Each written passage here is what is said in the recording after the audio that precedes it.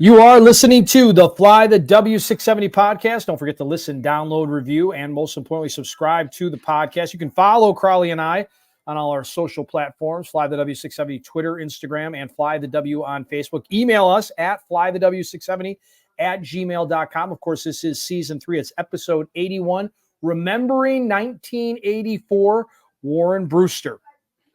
In this segment, Crawly talks to former Cubs reliever Warren Brusstar about the legendary 1984 Cubs team and what it was like to reunite with his teammates after 40 years. Joining me now on the Fly the W podcast, he is a 9-year MLB veteran for the Phillies, the White Sox, and your Chicago Cubs, your 1984 NL East champion Chicago Cubs, Warren Brusstar. How you doing, Warren? Good, Crawly. How you doing? It's good to talk to you. Yeah, I'm doing great. I'm watching the playoffs, and I got to ask you, as a big league relief pitcher, does it surprise you to kind of see some of these games where the starters don't go more than 4 or 5 innings? Oh no, it doesn't surprise me at all. I mean, that was back in the 70s and 80s when we got to the playoffs. I was fortunate enough to play on 5 playoff teams in the 9 years that I played. And if it was a second or third inning, didn't matter what inning it was. If a guy gave up 2 hits in a row, the phone rang, and we were up throwing. I mean, there's a whole different. It's a whole different situation when you're in the playoffs. You know, there's a lot of panic moves, and they're second guessing themselves and stuff like that. And you know, the managers that can handle the pitching staff and run the pitching staffs properly and keep us rested and healthy and strong when we go out there helps down the road, because pitching and defense wins championships. That's what it takes. Now, you got a lot of experience of getting in the postseason, like you said, and winning championships. You played 5.5 seasons with the Phillies from 1977 to 1982, and you were on the World Series 1980 Philadelphia Phillies team that as if Cub fans go back and take a look at it, the amount of Chicago Cub lineage that Dallas Green would bring over later. But Dallas was your manager. You had Dickie Knowles, Dick Ruthven, Keith Moreland, Larry Boa, Dan Larson, John Vukovich, Lee Elia, and then later on Bobby Dernier and Gary Matthews. I mean, and the large part was Ryan Sandberg. Dallas stole Ryan Sandberg from the Phillies. But you had Dallas as the DeJesus and Boa trade. Ryan, I know, was a throw-in. Yeah, and it's so unbelievable when you look at all those guys that were on that team, and they would later come to Chicago. But one guy who just passed away, Pete Rose, played for that 1980s team. Right. What could you tell our listeners a little bit about Pete Rose, the ball player? Well, did he play hard. You know, I hated playing against him and loved playing with him. He was really a great competitor. You know, he didn't take a pitch off. He was on top of everything that was going on. He would, when he hit, you know, the few times I was in the dugout and got to be around him in the dugout, he would, if he made an out, he would flip his helmet to the bat boy and he'd sit on the top step and he would watch, you know, the shortstop move 2 steps to his left. You know, here comes a fastball in. He was on top of everything. He'd see players move on the field, and he'd tell you what pitch is coming next or what to look for. And that's just the way he was. He was on top of it. Nothing got by him. He was just a student of the game, and he made everybody around him better. You know, he made us pay attention. Just by talking to us in the dugout, you had to pay attention to him and pay attention more to the game. You know, which of course me as a reliever, I had to, because I had to know what was going on in every minute. But you know, like starting pitchers that are taking a day off, or you know, they're just enjoying the game. Yeah, well, this is a picture of you right here. Yeah, this is a picture of you with some of the great Phillies teams, and that had to have been hard when you were traded from the Phillies to the White Sox. How different was that move for you from the Phillies organization to the White Sox organization?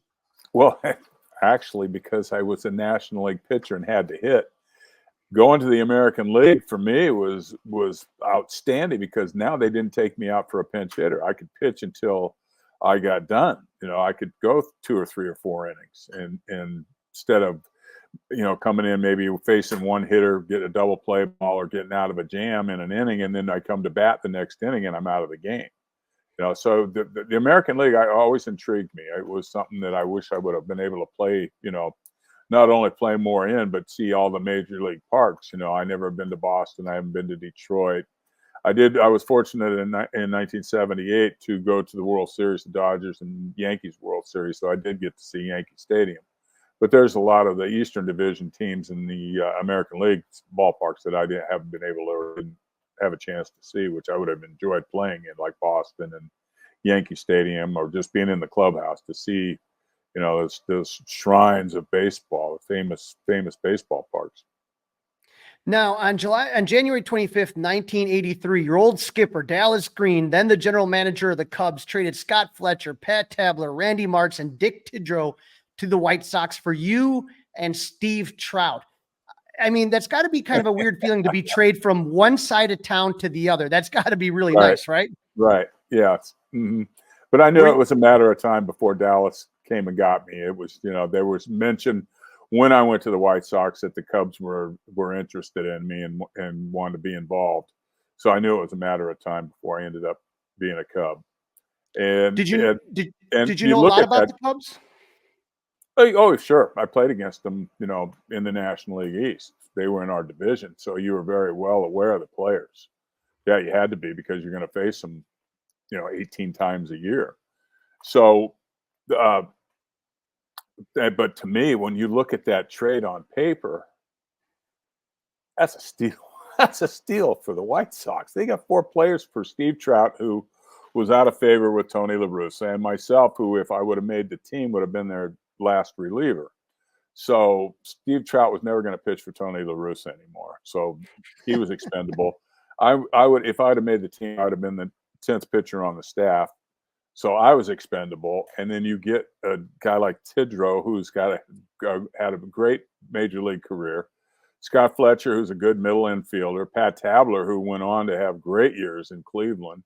And Randy Martz, who ended up back in AAA. I don't think he might not have ever gotten back to the big leagues. I'm not sure, but but on paper you look at that and that's a steal for the White Sox. But what I found out later was, in those days you were able to protect 15 free agents or 15 players on your team, and Fergie Jenkins was not one of the 15.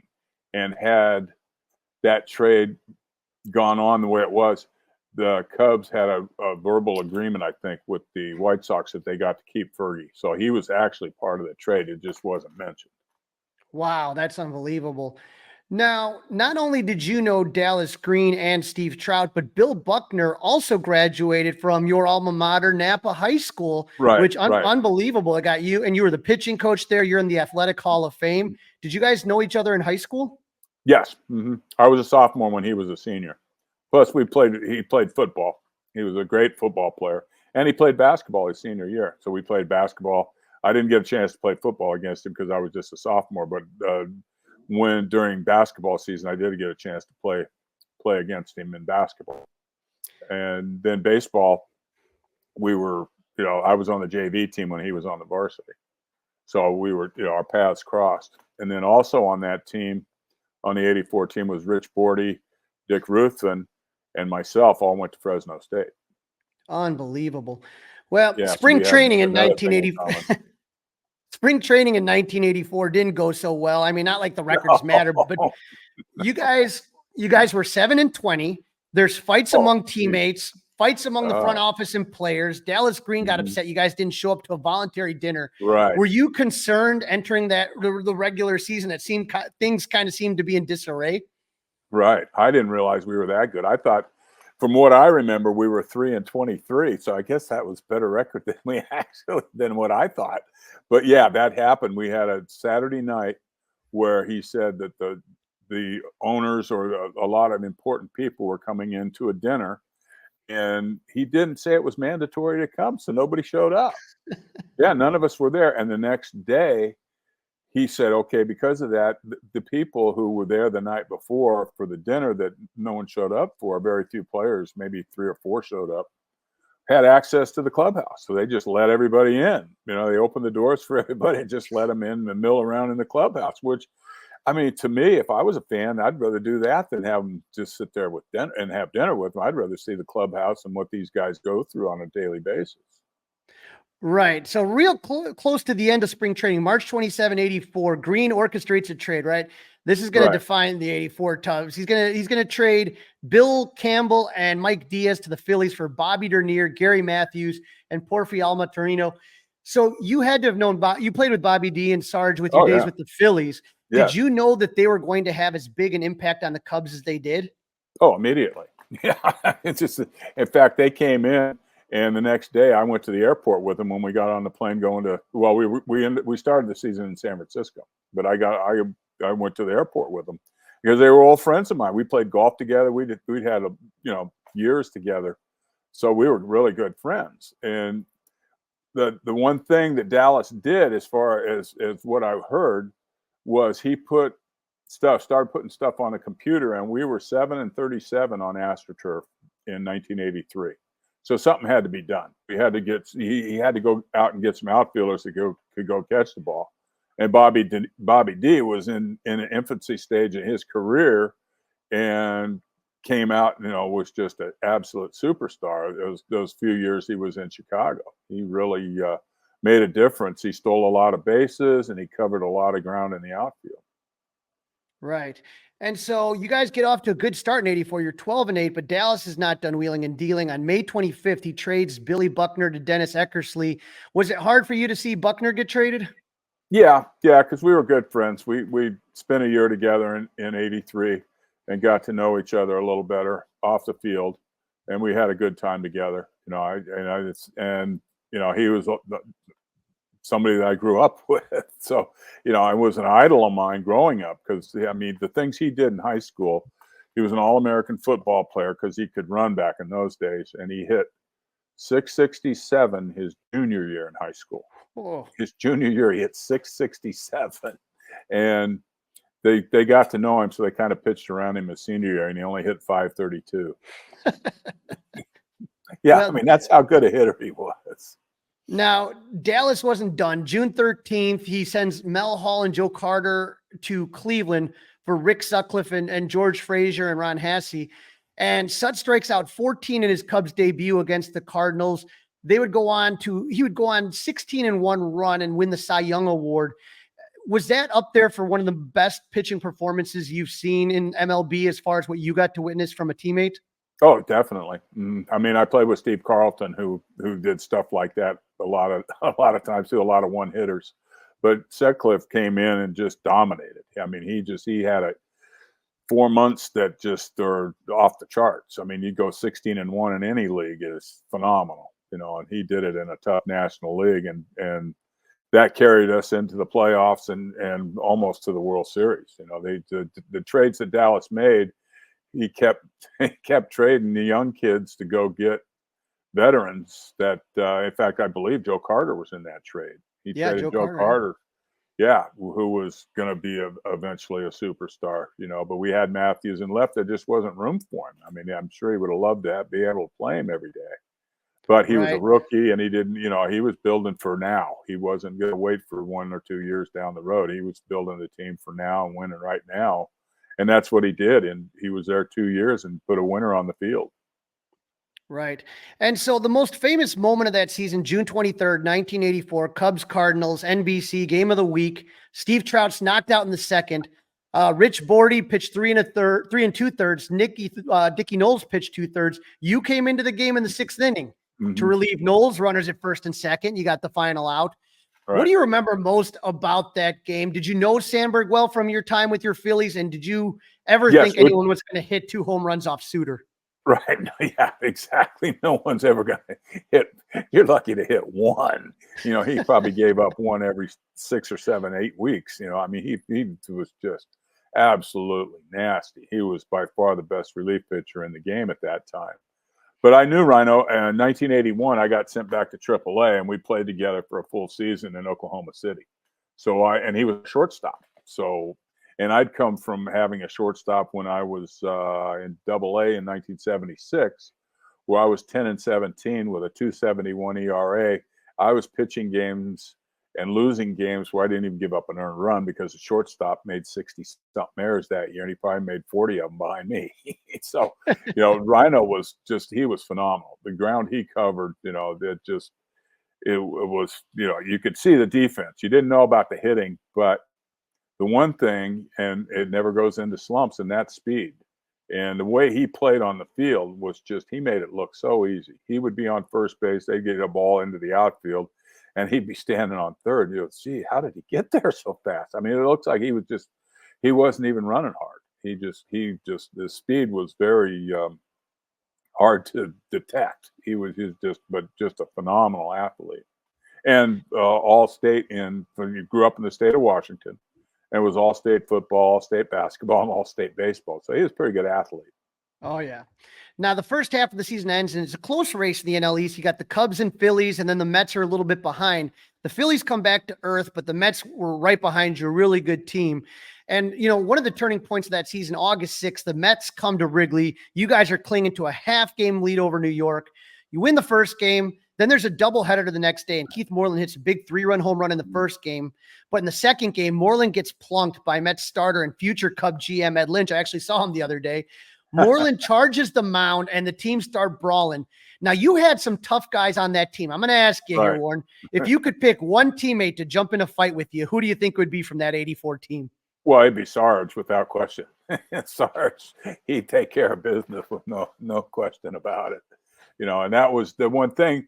If we go back the series we had in New York prior to that, Gooden beat us on Friday night. I think we were 5 games out, something like that. But we proceeded to win the next 3 before the next series that we played them in Chicago, where we had a half-game lead. We'd taken over and gone from 4 or 5 out in a matter of 5 days, 6 days, or a week, and took over the lead, and then swept them in the series in Chicago, and the rest was history. I mean, we laughed about it in the clubhouse. We beat them on the field and in the fight too.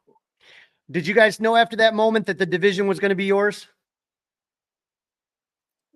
Well, you had a pretty good feeling, that when we beat them 6 out of 7 or 7 out of 8, whatever it was, that they were beaten down after that, and they just. Because it was tough. I mean, that was once we realized, then we started believing in ourselves, and we won. I don't know what it was. Jim Fry would come down out of the manager's office and say, "We've won 21 out of the last 23. We're 21, 1-1 in our last 23 series, something like that." So we were winning on a regular basis. We were winning series, which is what you try to do. You don't think about game to game. You think about they're coming in for 3. You want to win 2 out of 3. Well, the day finally happens on September 24th, 1984, Old Three Rivers Stadium. Sutcliffe pitches a complete game. Team comes pouring out the dugout. Jim Fry's holding on to his hat so nobody steals it. And you guys, and Pittsburgh did a cool thing. They actually showed the fans celebrating out in Wrigley Field. Did you realize how significant that moment was for the fans in Chicago? Oh, sure. I mean, yeah, that's it. Just the whole summer was just the amazing, just absolutely amazing. By the time, I'd say by the 15th of June, you couldn't get a ticket to Wrigley Field. And so we had a road trip. We went to Cincinnati, Atlanta, and Houston. And the eerie feeling was, as you're on the road and you're used to being booed and stuff, when we did something, they cheered. We had the home field advantage on that whole series, on all 3 of those series. The people are close to Cincinnati, so a lot of Chicago fans. And again, we were on WGN. I know the Braves were on TBS, but they weren't as good at that in those seasons. And us being on, Bobby Dernier coined, we were the family or everyday soap opera of baseball because we're on TV every day. I mean, we were on national TV maybe 6 or 7 times that year on the Saturday game of the week. Other than that, every other game was on WGN. So we were on every day. And, so the fans got behind us. And I mean, it was amazing. We go to Atlanta and they're cheering for us. We go to Houston, they're cheering for us. It was amazing. It was a crazy feeling. So the Cubs are in the postseason for the first time since 1945. Sutcliffe starts. I remember Jimmy Buffett saying the national anthem. He Right. pitches 7 shutout innings. Bobby D homers to lead off the game. Gary Matthews homers twice. Even Sut homered. Right. You, Warren, pitched the final 2 innings of that Right. game. Did you know that how significant that game was at the time? There you are, Oh, right there. sure. Leon Yeah. Durham, high five. Right. Oh, sure. Yeah, I knew exactly how important it was. I mean, that was we'd heard constantly, the Cubs have not been in the postseason for 39 years. And Detroit's going to win the American League. And the last time the Cubs were in the World Series, they played Detroit in the 1945 World Series. And Steve Trout's dad, Dizzy Trout, pitched for Detroit in that series. So it was, huge. We were going to Detroit to play the Tigers in the World Series. It was going to be a epic series, something that the Cubs hadn't done in 39 years. I mean, we just fell 1 game short. Yeah, you were up 2-0. You only needed Right. 1 out of the last 3. And the thing that kills me, I guess, when I look back, I always look at that game 4. You Right. came in, you pitched inning and a third scoreless. 8th inning, Moreland and Davis tie it up. But then the 9th, Lee Smith, future Hall of Famer, just a wonderful guy and one of the best relievers in the game, gives up a home run to Steve Garvey, who was 3 for 4 with 3 RBIs. Look, everybody knows Tony Gwynn, probably one of the greatest hitters that have ever played the game. But Steve Right. Garvey at that point was kind of at the tail end of the career. Were you guys concerned about Garvey? Like when you were looking at things, were you like, oh, we better be careful with Steve Garvey? Oh, sure. I mean, he was a great hitter. He had, hitters can hit. They may start to lose. What happens as they get up in age, they start to not be able to handle the ball inside. And this pitch that Smitty threw Garvey was up out over the plate, and he lined it off the right center field fence. And that was it. Just it was. I think Lee would say it was a mistake, but he had good success against Garvey. So he's going right at him. There's no reason to back down. He's going to use his stuff, and he gets beat. He gets beat with his best stuff. How rough was that plane ride home from San Diego back to Chicago? Oh, it was treacherous. It was terrible. And then we get back, and they take us to I believe the international gate or something. They had buses there that we get on, and it's raining. It's 2:00 in the morning, something like that. And it's raining, and we go out the gate, and there's a woman or a young girl standing there with a Cubs pennant, waving the pennant, standing by herself, 2:00 in the morning in a pouring down rain. One of the saddest things I ever saw in my life. It was just, I mean, we think we got it bad. This poor woman is standing out there in the rain, pouring down rain, just soaked. I mean, she had a Cubs hat on, and rain's just dripping off the top of her hat. It was sad. So the Cubs finally do break the curse in 2016. They win the World Series. Were you watching it? And when you watched it, make you think back about that 84 season, what might have been? Right. Well, what could have been. Yeah. But I mean, it's finally, after all those years, the Cubs finally came through and won a World Series, which was great. I was excited as could be. I thought that was just wonderful. They finally got their World Series, won their World Series finally after all those years. Now, I got to tell you, Warren, I was excited when the Cubs announced that this year they were going to be celebrating the 40th anniversary of the 1984 Cubs. Can you believe it's been 40 years? Does it feel like 40 years? Yeah, I know. I keep pinching myself and going, I cannot believe it's been 40 years. It's just amazing how time flies, And just, there we are. When we were there, the Saturday day game. Yeah, you guys were at the game on Saturday. They brought you out and threw out the first pitch, and you guys were all on the mound. You guys were in a box. You got to sing the 7th inning stretch. Right. How much did that mean to be back at Wrigley and the fans' response to the team? Oh, I thought it was great. I mean, I hadn't been there in so long, and to see all the new things that they've built and how they've changed that stadium and the whole fan atmosphere is just beautiful. I mean, they've done such a great job. And it was exciting for me. I'm just happy to be back in the ballpark, because I had arm problems when I was in Philadelphia, and I got to the point where I had to throw every day. I couldn't take a day off. I had to play catch at least every day to keep my shoulder going. And what I did, I lived on Irving Park in the big high rise behind center field or behind right center, and I had a yellow lab. and she and I put the Frisbee in her mouth, and we'd come to the ballpark. I would run down the 6 blocks that I was away, go into the stadium, see the security guards. They'd let me in, and I would take a bucket of balls, throw them against the wall, pick them up, get done, put them back away, and then take my Frisbee and play with her. She and I were the only ones on the field playing Frisbee. Yeah, I mean, I remember that more than anything, is playing with my dog that was with me for 15 years.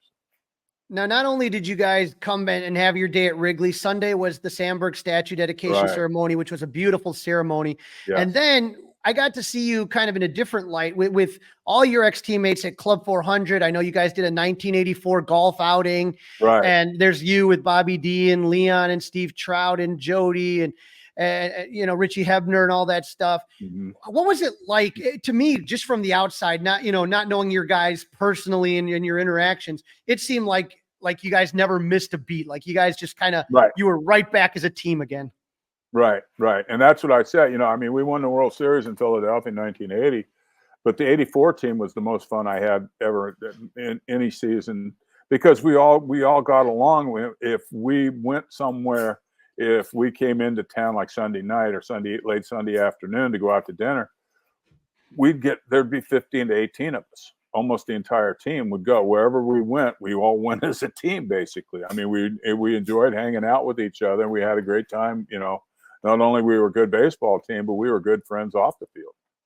That you could totally just tell it from watching you guys. And now we're super excited because you're coming back to Chicago this weekend, thanks to my guys at the Chicago Sports Appearance Connection, this Sunday, October 13th from 11 a.m. until 12:30 p.m. at the Bridgeview Community Center.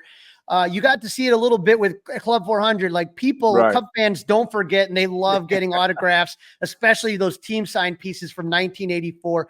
And yes, I did get your autograph at the Club 400 event. There's a picture of us right there. And it was just so much fun. How much do you enjoy your interaction with Cub fans? And can you believe how much detail they still remember about individual games 40 years later?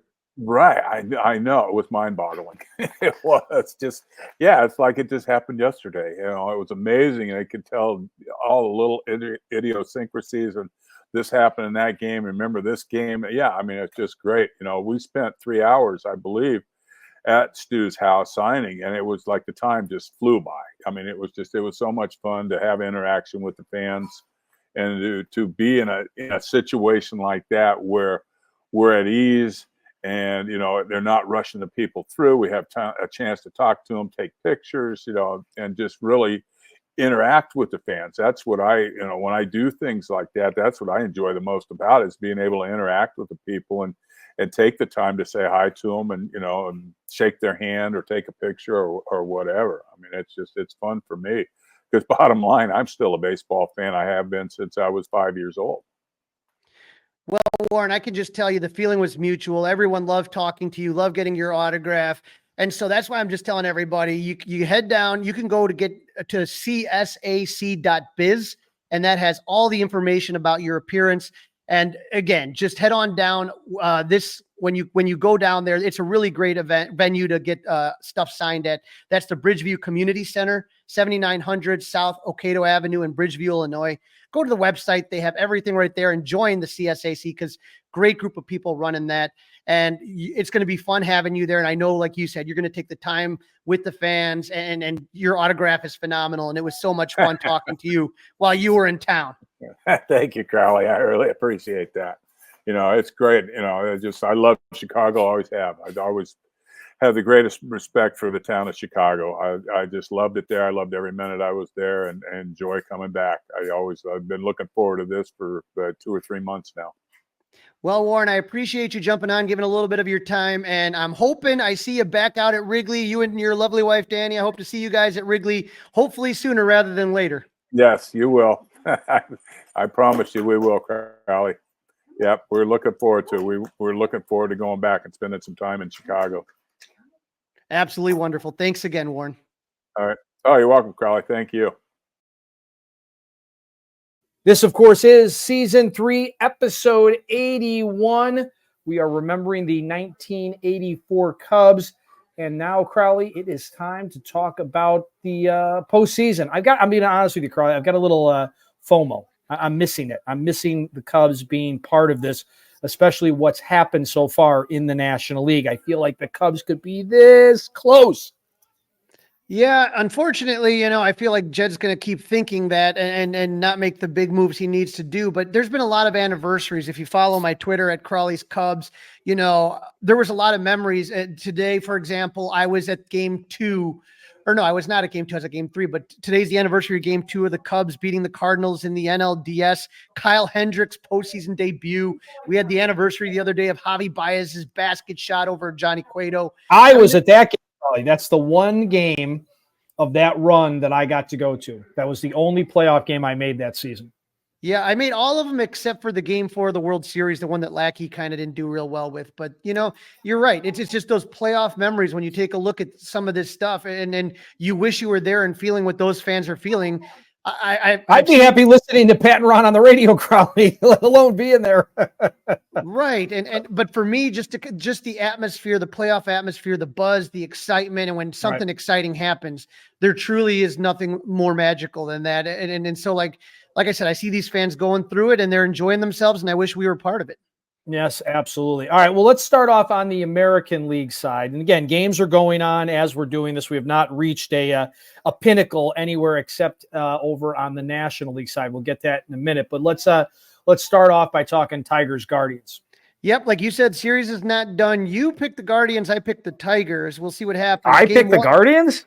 I thought so. Maybe I'll double check. Maybe I'm wrong. You better check the memory. Oh, no. We were both Tigers. Yeah, we were both Tigers. Okay. You're right. I was going to say, I didn't pick the Guardians. No. The ones that we disagreed on, I want to say. I did have the Phillies winning the whole damn thing, and they're gone. Okay. Mets, Phillies. Yeah, that's what it was. I know I had the Phillies. I had the Phillies. And you had the Tigers, and it wasn't a good start for the Tigers. Tyler Holton didn't make it out of the first in game 1. Big blow was a 3-run homer by Lane Thomas. David Fry hit a 2-run double in the 6th, and it was all Guardians as they won game 1, 7-0. And you had to ask yourself, was the Tiger magic gone? Right. I thought the momentum would carry it. It would help a little bit. I was shocked by the result of that one. Oh, it was awful. But then game 2, you got Tariq Skubal, and just unbelievable. Pitched 7 shutout innings. But the Guardians' Matthew Boyd pitched 4 2/3 scoreless innings, and the Guardians' bullpen tamed the Tigers' offense. In the 8th inning, though, Dustin, some controversies. Tigers had 2 on and 2 out for Wenceel Perez. All-star closer Emmanuel Clase comes into the game. Perez hits a ball. I swear it hit the ground. I don't know how the umps and New York, because it was challenged, said Stephen Kwan caught it, right? A.J. Hinch challenges it. New York upholds it, and that keeps Detroit off the board. I thought that was just a bad call, but I did too. I agree. Maybe that angle we didn't, but Clase still in the game in the 9th, gets the first 2 outs, but gives up back-to-back singles, and then Kerry Carpenter, right? Comes up to the plate and hits a 3-run blast to right. The Tigers stun Cleveland and win game 2, 3-0. Dustin, all sorts of crazy things here. That was the first time anyone has hit Clase's slider for a home run in the 2024 season. That's amazing. Yeah, there's all kinds of numbers on this one. Right. Yep. The first time Clase's allowed 3 runs in an outing or 3 hits. It was the first home run he gave up to a left-hander since July 4th, 2023. So the guy gives up 5 earned runs in 6 months during the regular season and only 2 home runs. And all of a sudden, boom, he gives up a home run and 3 earned runs. That's just playoff baseball, man. That's baseball, as my guy Craig Counsell would say. That's baseball. But it's especially playoff baseball. And here's the one thing I'll tell you. Do you remember when the Cubs got Brandon Morrow? The Dodgers ran him into the ground. Emmanuel Clase is going to be available, and I guarantee you, man, some team's going to get him, and his arm is going to be – I think he's going to be toast next season, in my opinion. Yeah? All right. Well, that's fine, as long as it's not our Cubs. Right. Let's hope. Game 3, playoff baseball returns to Detroit for the first time since 2014, a decade ago. Tigers wasted no time getting the crowd into it. Riley Green had an RBI single in the first, puts Detroit up 1-0. Matt Vierling hit a sac fly in the third to increase the Tigers' lead to 2-0. Spencer Torkelson with an RBI double in the bottom of the 6th made it 3-0. The Tigers used Kiter Montero as an opener. Brent Hunter pitched 3 1/3, and the Tigers' bullpen continued to keep Cleveland off the board. The Tigers' pitching staff, Dustin, has held the Guardians scoreless since the 7th inning of Game 1. That's 20 innings without giving up a run. So the Tigers win game 3, 3-0. They're one game away from the ALCS. Pretty amazing. Pretty great story, but that's pretty amazing. We knew for sure that one of the teams, at least, and maybe two of the teams from the White Sox division would be going to the championship series. That leads us into Yankees Royals. Yeah, game 1, neither starter really had it as Garrett Cole gave up 4 runs in 5 innings of work for the Yankees, and Royals starter Michael Wacha gave up 3 runs in 4 innings of work. It was a back-and-forth affair with 5 lead changes in the game, Dustin, the most ever in a postseason contest, according to the Elias Sports Bureau. It was an Alex Verdugo RBI single in the 7th that put the Yankees ahead 6-5, and that would be the final. Game 2 didn't look much better as Carlos Rodon stuck out the side with only 12 pitches in the first, and Giancarlo Stanton hit an RBI single to put the Yankees up 1-0. But the momentum all changed in the 4th as Salvador Perez. I mean, that guy is just unbelievable. Leader of the Feels like he's been around for forever. He's been around at least, 2014, 2015 when they went on their last postseason All run. right. So it is the same Salvador Perez. It's not another one. No, right. He leads off the inning with a solo home run to tie the game. Rondon then gave up a single, threw a wild pitch, gave up another single to Tommy Pham to put the Royals up 2-1. And with 2 outs, Garrett Hampson hit another RBI single. 3-1 Kansas City leads. Just like that, Rodon's night was done. Miguel Garcia added an RBI single. And the Royals scored 4 runs in the 4th. They win the game 2, 4-2.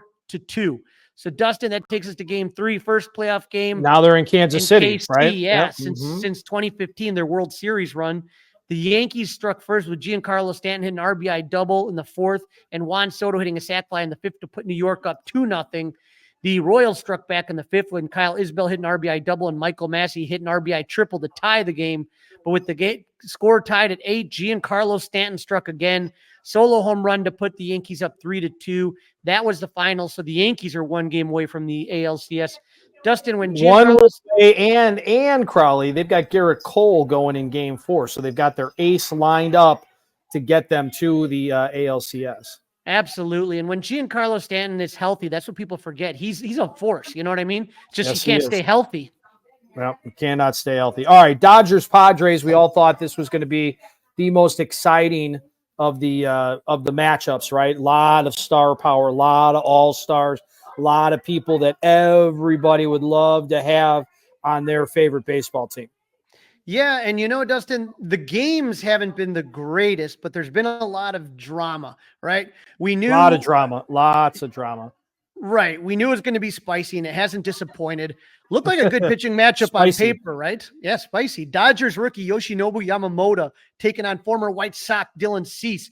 Neither started to last long. The Padres jumped out to a 3-0 lead in the first on a Jurickson Profar ground out, and then Manny Machado hit a 2-run blast. The Dodgers would score 3 of their own in their second one. Shohei Ohtani, welcome to the postseason, hits a 3-run homer. Nice bat toss to tie the game. The Padres, a little much, Crawly. No. I'm okay with it, but it's a little much. It wasn't the game winner. It wasn't a walk-off. Little much for that moment. Little much. It's supposed to. Dustin, we were talking about the Javi Baez. Go take a look back at that clip. If you remember that, he looked like he was going to hit the ball onto It was Kenmore. a scoreless game. It looked like he was going to hit the ball to Kenmore, Javi Baez, and he pimped the hell out of it, and it lasted in the basket. If he would have gotten thrown out at second or something on that, we would have never ended that. We'd still be talking about it if that would have happened. Exactly. Okay, well, but it didn't. I'm just saying the point is that at least Javi Baez's home run was won the game. I like the pimping out in the posting. I'm sorry. I'm pro pimping out. That's where I'm at. But either way, right, you end up having the Padres would answer in the top of the third, 2 on, 2 out. Xander Bogaerts doubled to score 2, and the Padres back up 5-3. Yamamoto would not come out in the 4th inning, going only 3 innings, giving up 5 runs. Things weren't going so well for Dylan Cease either. He would give up back-to-back singles with 1 out. His night was over. Andrian Morejon comes in. He gives up a single to Ohtani to make it 5-3 game. A wild pitch allowed another run to score. The Dodgers are within 1 run. Morejon walked Mookie Betts to load the bases. Freddie Freeman grounds into a force out. Donovan Solano throws home, and Miguel Rojas is out at the plate. Bases still loaded, but now you got 2 outs. And our friend of the pod, Jeremiah Estrada, former Cub, he's been on our show. He comes into the game, and Teoscar Hernandez, clutch all season for the Dodgers, hits a single to give the Dodgers a 6-5 lead. They would go on to win that game 7-5. 7-5, the final of game one. Like you said, spicy, lots of fireworks, lot of the stars doing big things. And again, Jeremiah Estrada, is that the guy that got away from the Cubs? 100% think so. Game two wasn't as exciting from a baseball standpoint, but that's where the fireworks really went off between these two rivals. This is where there's a rival, right? Mm-hmm. Former Cardinal Jack Flaherty on the mound for the Dodgers, and former Cub Yu Darvish took the ball for the Padres. Fernando Tatis hits a solo home run in the first, and David Peralta hit a 2-run homer in the second to put San Diego up 3-0 early. Dodgers answered back in the bottom of the inning. Gavin Lux's sac fly makes it 3-1. Sixth inning, Fernando Tatis is at the plate. He's already homered and he doubled in his first two at-bats. He gets drilled by Flaherty. Jerks and Profar's on deck. Manny Machado in the hole. They're both mad. Profar singles, but Machado strikes out. Flaherty and Machado are talking smack to each other, but Flaherty is now out of the game. Anthony Banda comes into relief. Jackson Merrill greets him with an RBI single. Padres are up 4-1. In between innings, the chirping is still going on between Flaherty and Machado. Bottom of the seventh, that's when it gets dangerous. Plays stop before the inning starts. Dodgers fans, and I'm air quoting it for those not watching on YouTube, threw a baseball at Jerks and Profar, a few, and then they started throwing beers over at Fernando Tatis Jr.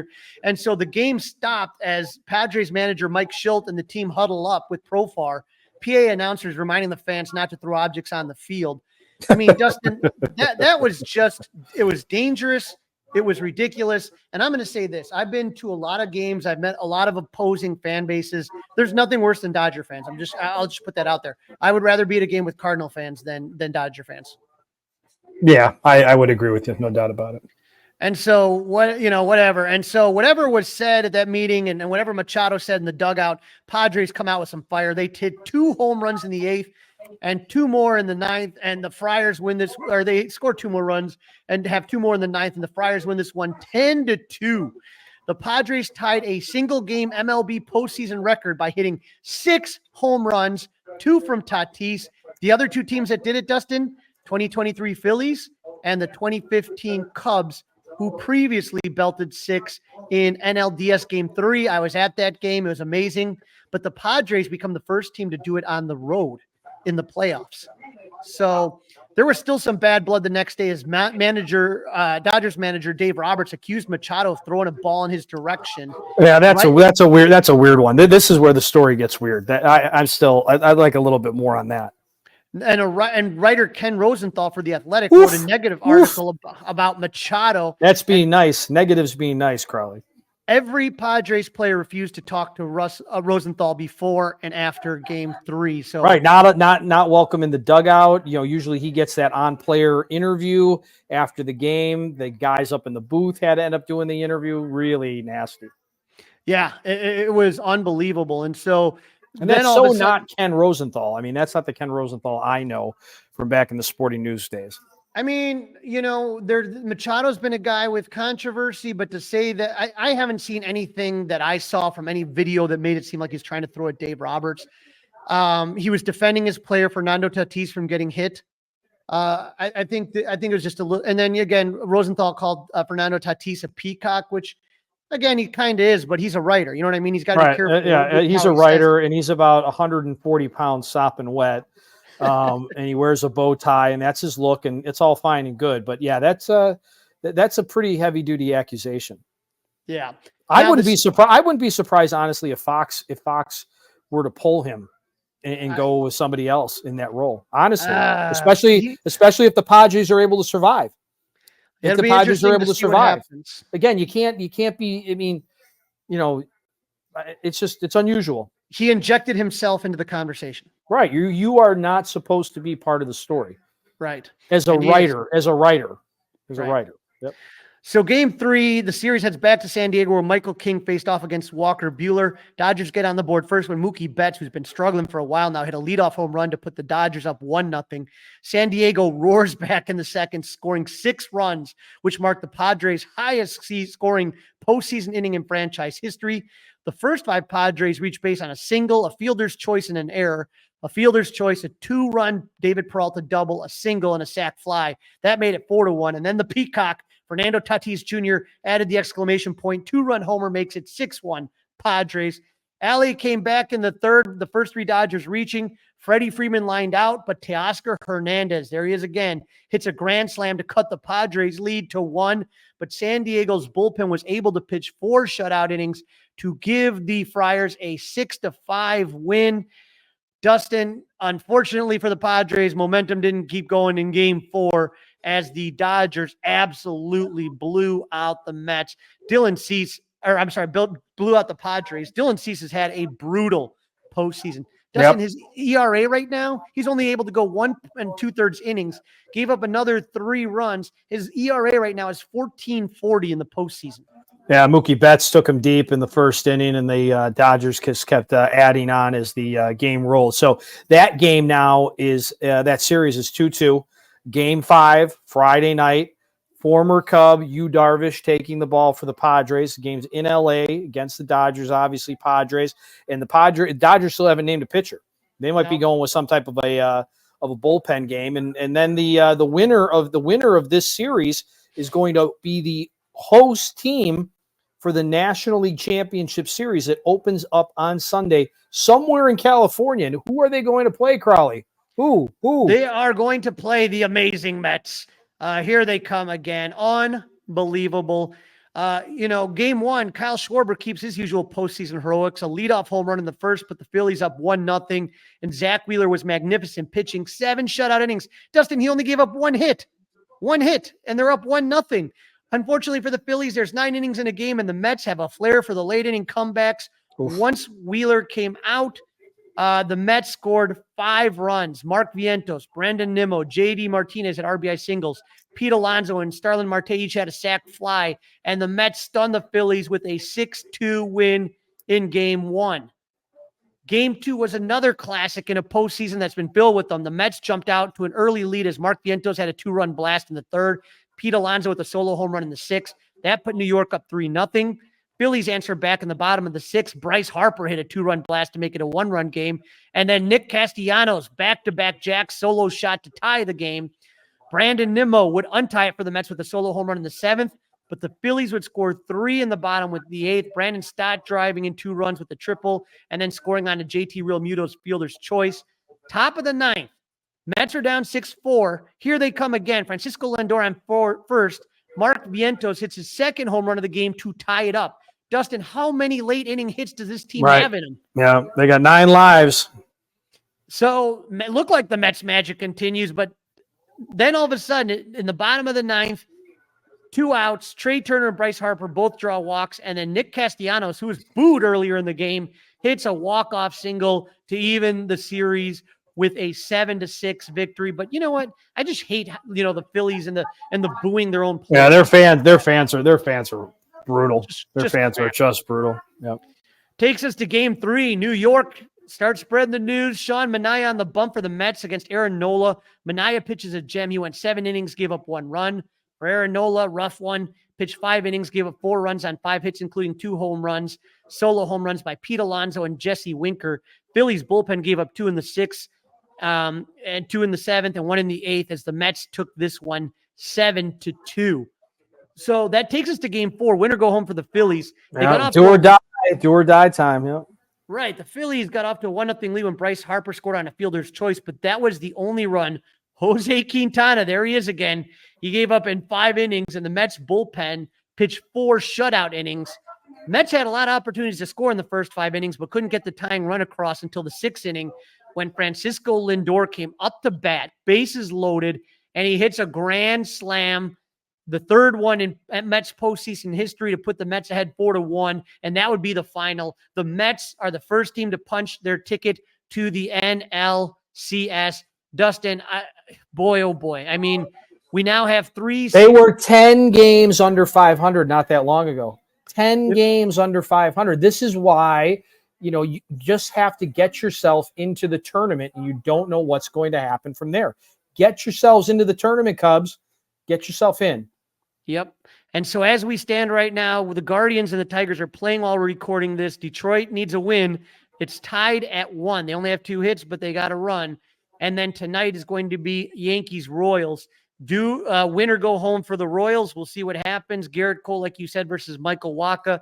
That definitely looks like it's in New York's favor. But that's why we play the games. And hopefully, Right. but like I said, this has been a fun postseason, and I'm looking forward to seeing what the league championship series looks like. Right. Well, I'm going to predict Yankees and Tigers. I think they're going to be, by the time we get back together, they'll be the teams. I'm really having a hard time with this Padres Dodgers game 5. I mean, I like the fact that Yu Darvish is throwing, but it's in LA. You know, Freddie Freeman hasn't played the last couple of games, so that could be a potential issue. And I would think that whichever team is representing California would beat the Mets. But boy, they're playing out of their minds. I'm not going to bet against the Mets. I'm not going to, again, that's why I picked them to beat the Phillies. It's why I picked the Tigers to beat Cleveland. I got a feeling. What are you predicting in Dodgers Padres Friday night? I'm going to go with the Padres. I'm going to go with the Yankees, and I'm going to go with the Tigers. I think the Padres. All right. So you and I are right. We're simpatico. We're almost exactly the same. I'm just kind of a coin flip on that Dodgers Padres. I think I'm cheering for the Padres, so believe it or not. I know I hate it. You got to do it. You kind of just hold your nose while you do it. But I'm tired of the Dodgers. I'm tired of the Dodgers fans. I love Yu Darvish. I don't like. You love Yu Darvish? I love Yu Darvish. Yeah. All right. Interesting. Yeah. I think he was a great player for the Cubs. He was injured his first season, unfortunately. And here's a guy that, some people had talked some smack about him, and he still has talked up the Cubs and really helped that Japanese connection. So I have nothing but nice things to say about Yu Darvish. I thought he's a great teammate. Again, guys are going to get injured. That happens. And unfortunately, I don't know if we saw the best, but I think Yu Darvish is somebody that really, again, he could have badmouthed the Cubs, told people not to come here, and he never did any of that. So for that, I'll always be thankful.